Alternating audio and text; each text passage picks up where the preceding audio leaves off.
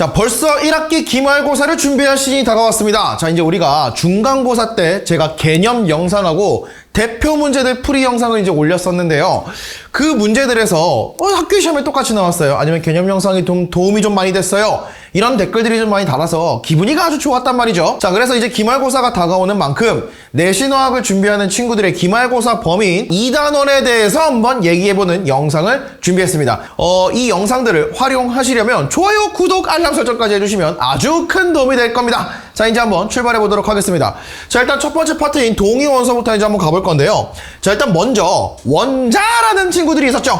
이 원자라고 하는 친구들은 양성자, 중성자로 구성된 원자 핵과 그 주위에 있는 전자들로 구성이 되는데, 자, 원자의 정체성이라고 한다면 양성자의 개수를 말합니다. 우리는 그 양성자의 개수를 원자 번호라고 부르는 거고요. 만약에 어떤 친구가 양성자 한 개를 들고 있어요. 우리는 이 친구를 원자 번호 1번 수소라고 부르기로 했습니다. 얘가 수소예요. 자, 요렇게 이제 표현을 할 건데, 요게 이제 원자 번호고요. 요 위에 있는 건 질량수죠. 그래서 질량수라고 하는 건 양성자와 중성자의 합이라고 볼 수가 있는데, 이 친구는 양성자만 있고요. 중성자는 없는 친구이기 때문에 1 더하기 0이 됩니다. 자, 그래서 11수소, 우리가 말하는 수소가 되는 거예요. 자, 그런데 이 친구가 어디선가 중성자 한 개를 또 들고 온 거예요. 이제 양 하나, 중 하나가 됐죠. 이 친구도 원자 번호 1번 수소입니다. 왜? 양성자가 여전히 한 개가 있으니까요. 하지만 중성자가 늘었기 때문에 이 1수소, 이거를 중수소라고 부르기도 합니다. 자, 그 다음에 얘가 어디선가 중성자 한 개를 또 들고 온 거예요. 그러면 중독의 양 하나가 됐겠죠. 원자 번호는 1번 수소입니다. 근데 질량수가 3이 되면서 3일수소, 이거를 3중수소라고 부르기로 하는데, 이런 친구들을 우리는 동위원소라고 부릅니다. 자, 동위원소라고 하는 건 양성자 수가 같고 중성자 수가 다른 요런 원자들을 동위원소라고 부르는 거예요. 자, 그런데 이 친구가 어디선가 양성자 한 개를 또 들고 왔어요. 그럼 이제 양성자가 2개가 됐죠. 이제부터 이 친구는 원자 번호 2번 헬륨이 됩니다. 이건 동위원소가 아니라 아예 다른 원소가 되었다라고 표현할 수가 있다라는 거예요. 자, 그래서 결론적으로 동위원소가 뭐냐? 양성자 수가 같고 중성자 수가 다른 원자를 우리는 동위원소라고 부르자. 여기까지 괜찮겠죠? 자, 그러면 이제 실제로 문제에선 어떻게 나오냐라고 했을 때, 동위원소는 3가지 패턴이 있습니다.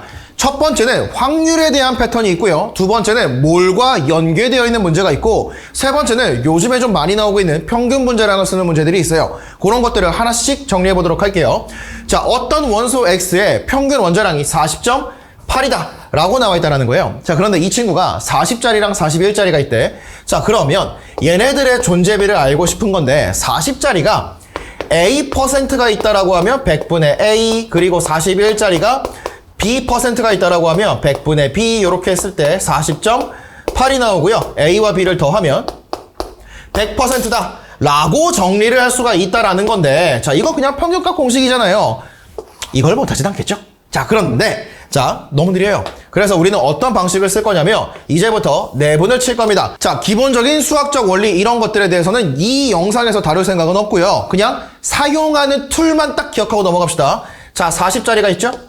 41짜리가 있어요. 자, 이제부터 우리가 평균 원자량을 구할 때 이 친구들의 존재 비율을 가지고 뒤집어서 내분칩니다. 요것만 딱 기억하시면 돼요. 자, 그러면 40.8이라고 하는 게 평균 원자량이라고 했을 때, 여기가 0.8 간격이죠. 여기는 0.2 간격이죠. 이게 4대 1입니다. 그러면 요건 어떻게 만들어진 거냐? 존재비를 뒤집어서 내분친 거다 이 말이야. 그럼 얘네들의 존재비는 1대 4였구나. 이런 식으로 꺼낼 수가 있다는 거야. 자, 그러면 예를 들어 이런 게 있어요.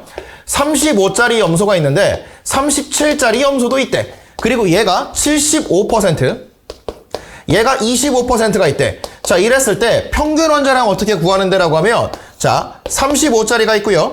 37짜리가 있는데 존재비가 3대 1이니까 이걸 뒤집어서 1대 3으로 내분을 치면 35.5가 된다 라고 정리를 할 수가 있다는 거예요. 자, 그래서 존재비가 나와 있다, 뒤집어서 내분 쳐서 평균을 구할 수 있고요. 마찬가지로 평균이 나와 있다라고 하면 얘네들을 다시 뒤집어서 존재비를 꺼낼 수도 있겠구나. 그냥 하나의 툴로서 문제를 푸는데 활용하시면 되겠습니다. 자, 그 다음이요. 자, 이제 확률에 대한 얘기를 한번 해볼 건데요. 자, 요것도 문제를 푸는 툴로서 기억하고 넘어갈게요. 자, 보시면요. A와 B가 있대요. 자, 그리고 존재비가 M 대 N이 있다라고 한번 생각을 해봅시다. 자, 그럼 정확히 따지면 얘가 M 플러스 N분의 M이고 M 플러스 N분의 N 뭐 이렇게 나가는 건데, 자, X2라고 하는 친구를 만들 거야. 그러면 A가 A를 만나면 분자량 2A짜리가 만들어지겠죠. A와 B가 만나면 A 플러스 B가 만들어질 거고요. B와 B가 만나면 2B라고 하는 분자량이 만들어질 건데, 존재비가 M 대 N이라고 했을 때 요거 기억해 주시면 되겠습니다. M제곱 대 2MN 대 N제곱이다. 요렇게요. 자, 그래서 이 비율, 요거를 이제 활용하는 문제들이 계속해서 출제가 될 건데, 정확히 따지면 이 친구는 원자량 작은 게 작은 걸 만나는, 즉 최소가 최소를 만나는 존재 비율이니까 최소의 비율의 제곱꼴이 되고요. 이 친구는 최대가 최대를 만나는 거니까 최대의 비율의 제곱꼴이 된다. 이런 식으로 표현을 할 수가 있다라는 거예요. 그래서 요거를 외워두신 다음에 문제에 그냥 바로 넣어버리는 거야. 한번 넣어봅시다. 자, 79와 81이 있는데 얘네들의 존재비가 1대 1이래요. 그럼 79가 79를 만나는 158이 있는 것이고요. 79와 81이 만들어진 160이 있는 것이고 81과 81로 만들어진 162가 있는 겁니다. 여기서 얘를 M과 N이라고 생각을 하면 M제곱 대 1대 2Mn 2대 N제곱 1 요렇게 하고 그냥 넘어가면 된다라는 거예요. 거꾸로도 한번 해볼까요? 자, 요렇게 있다라고 했을 때, 자, CL2라고 하는 친구의 분자량이 세 가지가 있대요. 그러면 여기 분자량 최소 있죠? 얘는 원자량 작은 게 작은 걸 또 만난 거야. 그러면 나누기 2를 싹 해버리면 35짜리가 하나가 있는 거고요. 자, 여기 큰 놈이 있죠? 큰 놈이 큰 놈을 만난 겁니다. 자, 그러면 여기도 나누기 2 해버리면 37이 나온다. 원자량 큰 놈이구나. 그럼 가운데 거는 중간값이겠죠. 자, 여기도 9대 6대 1이다 라고 하는 비율이 나와 있는데, 자, 가운데 거 그냥 무시해버리고요. 양쪽에 최소가 최소를 만날 확률이 되는 거고 최대가 최대를 만나는 거니까 루트 씌워버리면 최소와 최대의 비율이 3대 1이 나오겠네. 이런 식으로 이제 응용해서 문제를 풀어주시면 되겠습니다. 자, 그 다음이요. 자, 요거는 사실 수능에서는 조금 자주 보긴 좀 힘든데 내신에는 좀 가끔 나오는 그런 테마거든요. 그래서 요거 한번 보면 분자량이 다른 HBr은 몇 종류가 있냐 이렇게 했어요. 잠깐 보세요. 여기 수소가 있어. 브로민이 있어. 그러면 여기에 1, 2, 3이 있고 79하고 81이 있대. 얘와 얘가 만나면 80짜리가 만들어지고 얘와 얘가 만나면 82, 얘네 둘이 만나면 81 이런 식으로 쭉 나열을 해주는 거야. 그럼 이거 어떻게 할 거야? H2. HO5가 있대. 이렇게 해가지고 쭉 무슨 초딩입니까? 그래서 만약에 친구들이 야, 동요소 너무 오래 걸리는데 하면은 이렇게 알려줘. 이렇게 알려주는 거야. 하나하나 사다리 타듯이 그렇게 넘어가면 문제를 풀 수 있어! 라고 해놓고는 여러분들 이러고 있으면 큰일 나는 겁니다. 자, 바로 가봅시다. 분자량이 다른 HBr. 지금 H가 세 가지가 있어요. 그렇죠? 자, 브로민은 79와 81 두 가지가 있습니다. 간격을 먼저 보세요. 이 친구 1간격입니다.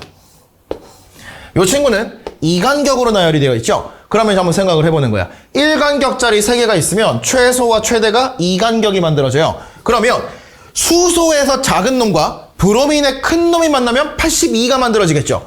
수소의 큰 놈과 브로민의 작은 놈이 만나면 82 겹쳤지. 그러면 아주 작은 가장 최소값부터 최대값까지 가운데 겹치는 걸 포함을 해서 1간격으로 배열이 되겠구나 라고 생각을 해버리면 1과 79니까 80부터 3과 81이니까 84까지 총 몇 가지다? 5가지다.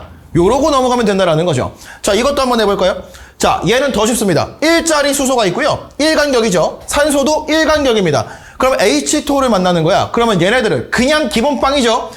1간격으로 최소부터 최대까지 배열이 될 테니까 1, 1, 16이면 18부터 3, 3, 18이면 24까지 몇 가지다? 7가지가 있다. 요러고 넘어가 버리면 된다라는 거야. 그리고 친구들한테는 이거 알려주라고.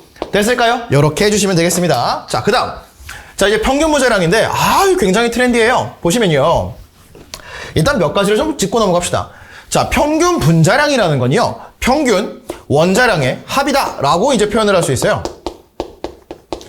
자, 원자량들로 이제 구성이 되어 있다라는 거죠. 자, 그러면 이제 암산을 한번 해볼까요? 14짜리 X, 15짜리 X의 존재 비율이 4대 6이죠. 어떻게 하라고? 뒤집어서 4번 치라고. 그럼 여기부터 여기까지가 1간격인데 6대 4로 4번을 쳤으니까 14.6이 평균 원자량이 되겠죠? 자, 그럼 여기도 마찬가지로 16과 17이 4대 6이니까 6대 4로 4번 치면 16.6이 나옵니다. 자, 이거 그냥 말 그대로 예시니까 이런 비율 동의어수 없잖아요 하지 마세요. 그냥 제가 임의로 넣은 겁니다. 자, 그러면 여기에서 x, y를 만나래. 그럼 어떻게 하면 돼요? 둘이 더해주면 되겠죠? 31.2가 나온다. 이렇게 해주시면 되고요. x, y2는 여기다가 y 한 번 더 더해주면 47.8이 나오겠다. 이렇게 정리하면 끝난다라는 겁니다. 자, 그 다음 분자 1몰에 들어있는 양성자 수를 알고 싶대요. 그런데 봐봐. 양성자라고 하는 건 동위원소랑 상관이 있어요? 없죠. 왜?